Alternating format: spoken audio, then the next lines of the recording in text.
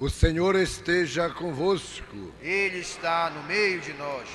Proclamação do Evangelho de Jesus Cristo, segundo João. Glória a vós, Senhor. Aquele que vem do alto está acima de todos. O que é da terra pertence à terra e fala das coisas da terra. Aquele que vem do céu está acima de todos. Dá testemunho daquilo que viu e ouviu, mas ninguém aceita o seu testemunho. Quem aceita o seu testemunho atesta que Deus é verdadeiro. De fato, aquele que Deus enviou fala as palavras de Deus, porque Deus lhe dá o Espírito sem medida. O Pai ama o Filho e entregou tudo em sua mão. Aquele que acredita no Filho possui a vida eterna. Aquele, porém, que rejeita o Filho não verá a vida, pois a ira de Deus permanece sobre ele. Palavra da salvação. Glória a vós, Senhor.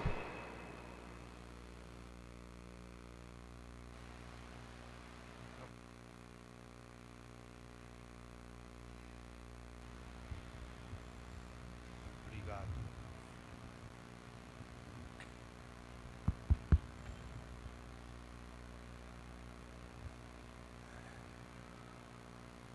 O Evangelho desta noite, caríssimos irmãos, encerra o capítulo 3 de São João, do Evangelho de São João, que é um capítulo muito bonito, porque é o diálogo que Jesus tem com Nicodemos, que foi encerrado ontem.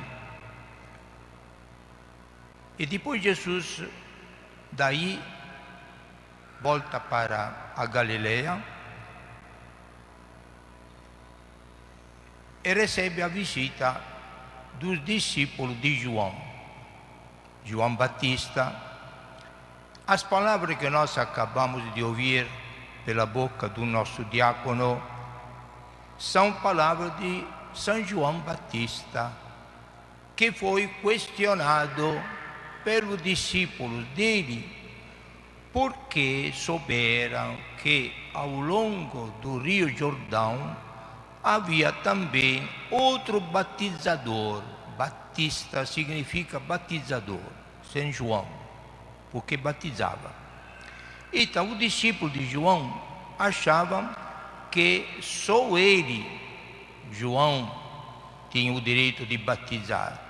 Mas o outro, aquele rabi, que falava muito bem, que estava se revelando ao povo, estava fazendo a mesma coisa.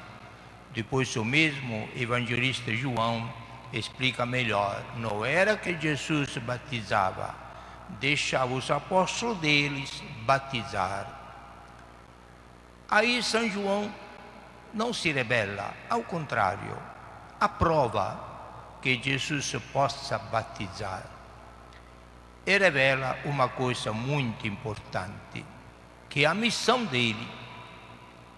São João é chamado precursor, é aquele que vem na frente de Jesus, como se fosse um arauto que vai dizendo ao povo: olha, presta atenção que está chegando o governador, está chegando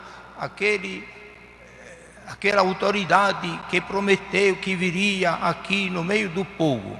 Anuncia a chegada de Jesus.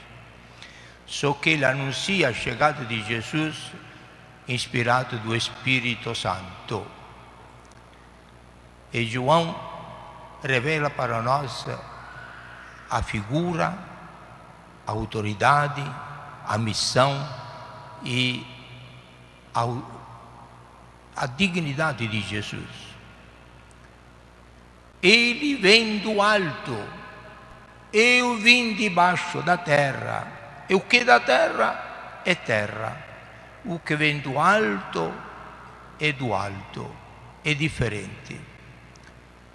e anuncia, revela que Jesus fará muitas outras obras maiores e melhores do que ele de João. E Jesus será o Salvador da humanidade, que ele está só fazendo um serviço de revelação, de preparação. Mas quem de verdade foi enviado pelo Pai do céu, por Deus, é Jesus. Ele é o maior. Por isso ele conclui: ele vai crescer, mas eu vou diminuir, vou desaparecer, como aconteceu. Esta premissa, caríssimos irmãos, contextuando o texto do Evangelho, é para nós concentrarmos toda a nossa atenção sobre Jesus.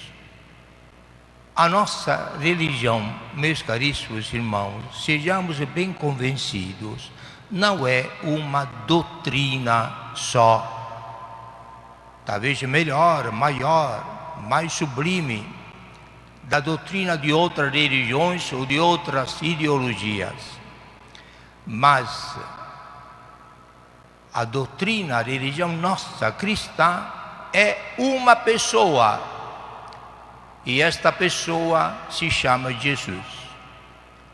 Então todo o nosso conhecimento deve ser concentrado sobre Jesus.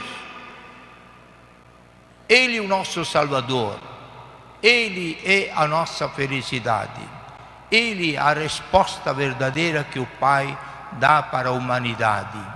Ele é a verdadeira revelação do que é Deus e do que nós podemos esperar. Se Jesus vem do alto, então Jesus revela coisas do alto que nós não conhecemos. Quem é que podia falar das coisas celestiais, das coisas que estão no céu, que nós vamos conhecer só depois que a gente morrer?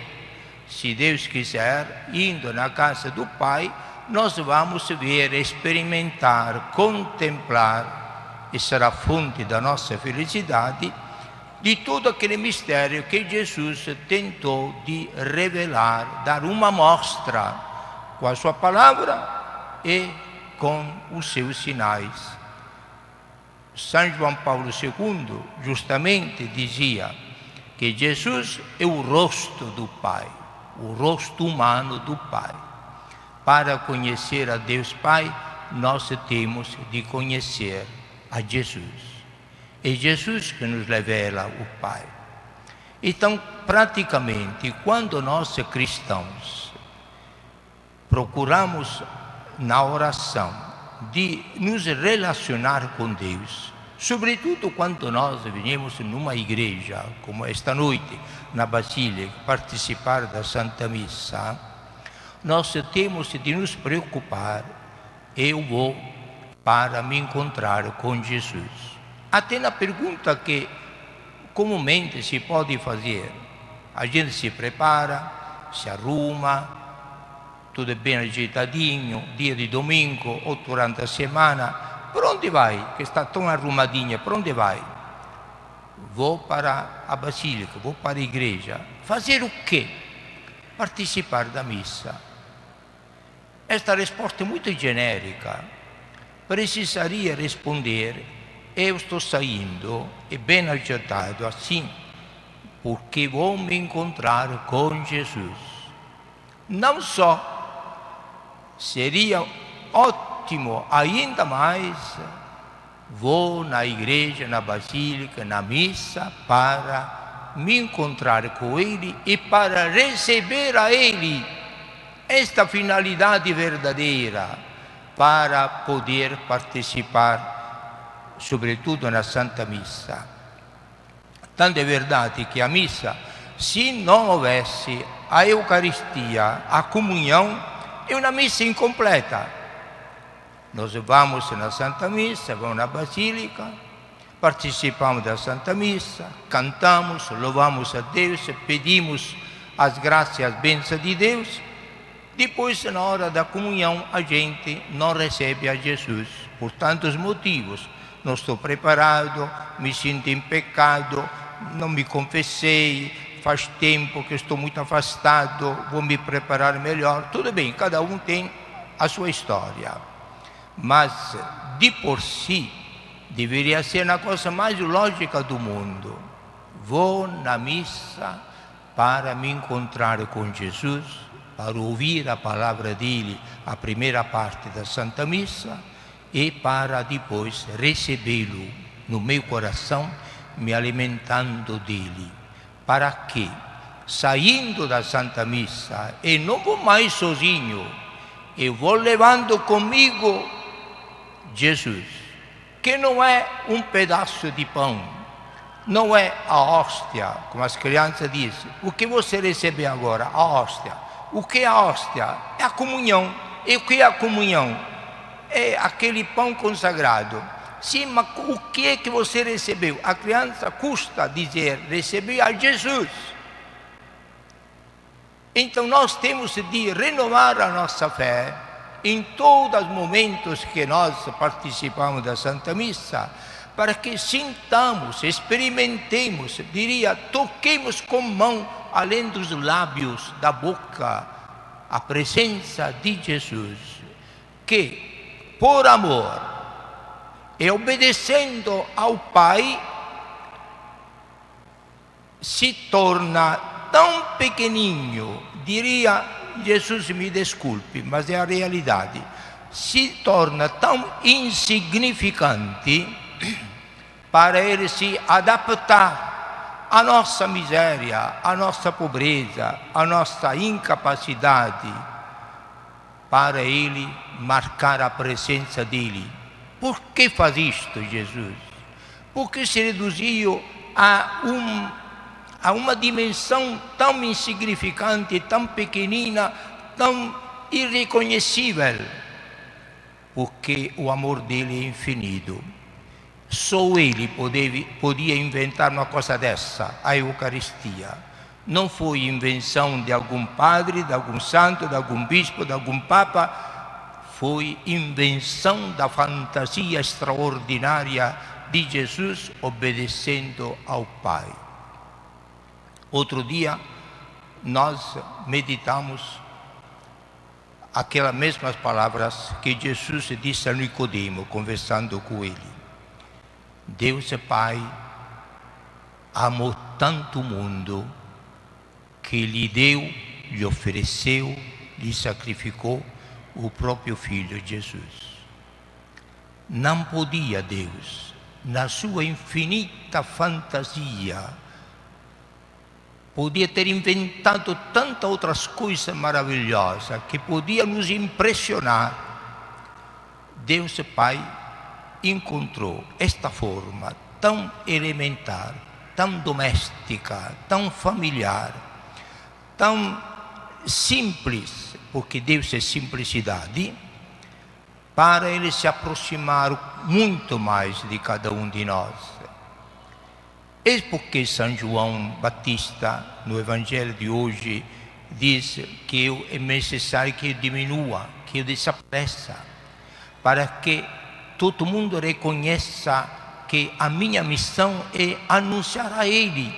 Uma vez que Ele chega, eu sumo, para Ele afirmar esta presença maravilhosa, porque só Ele pode salvar. E Jesus salva não dando uma definição, como um juiz vai na prisão, com um decreto na mão, acompanhado pelos policiais, e diz: o preso fulano, ciclano, por uma amnistia especial que aconteceu, está liberado, perdoado. Então ele oficialmente não é mais preso, pode sair, está livre. É uma alegria enorme ouvir esta afirmação de um advogado, de um juiz, de uma autoridade. Mas aqui não é uma liberação puramente declarada, mas é uma aproximação pessoal É Jesus que não só vem ao meu encontro e me diz: eu te amo, por isso te perdoo. Eu paguei por ti tudo que tu deverias pagar. Eu paguei na cruz e não me arrependo. Mas não basta só. Eu quero também compartilhar contigo a minha vida, para que eu esteja em ti, tu estejas em mim e nós estejamos no Pai. Não são palavras de Padre Giovanni que acabo de dizer, são palavras que Jesus pronunciou depois de ter instituído a Eucaristia na última ceia, como nós chamamos, lá no cenáculo. Porque Jesus tinha consciência do grande valor, do grande evento que estava ele realizando, instituindo. Era o presente máximo que podia deixar na sua infinita imaginação para o bem da humanidade. O desejo de Jesus, a vontade louca de Jesus é de ele não só se aproximar, mas de ele entrar na gente, se identificar com cada um de nós, compartilhar a vida conosco e nos acompanhar invisivelmente, às vezes insensivelmente, nos acompanhar todos os momentos, porque sabe que sozinhos não podemos nos salvar, sozinhos não vamos dar conta de sermos bons cristãos, mas Ele nos acompanha, nos proporcionando como o pão nos proporciona energia suficiente para poder alimentar o nosso sangue, alimentar todas as células do nosso organismo e poder trabalhar e viver.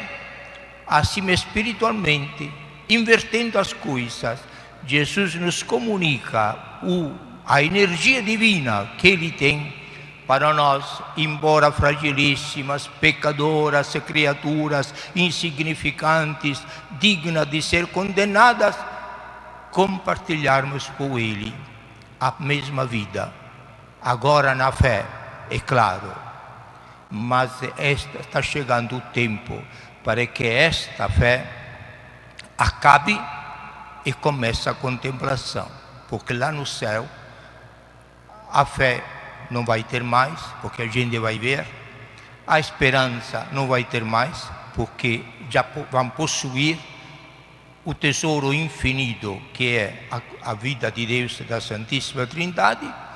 Vai sobrar só a caridade, o amor. Vamos viver de amor, e o amor será a fonte da nossa felicidade. Aí nós vamos conhecer quanto Deus nos amou. E este amor será tão surpreendente, será tão maravilhoso, será tão novo, que na sua manifestação Ele vai transformar completamente o nosso ser, que será projetado na profundidade da vida de Deus, e nós vamos compartilhar, como Jesus por toda a eternidade compartilha a mesma vida na plenitude com o Pai no Espírito Santo. São coisas meio poéticas, mas é a realidade mais real que existe, é que nós vamos não só ver, mas vivenciar. Será a nossa vida eterna. É para isto que Jesus ressuscitou.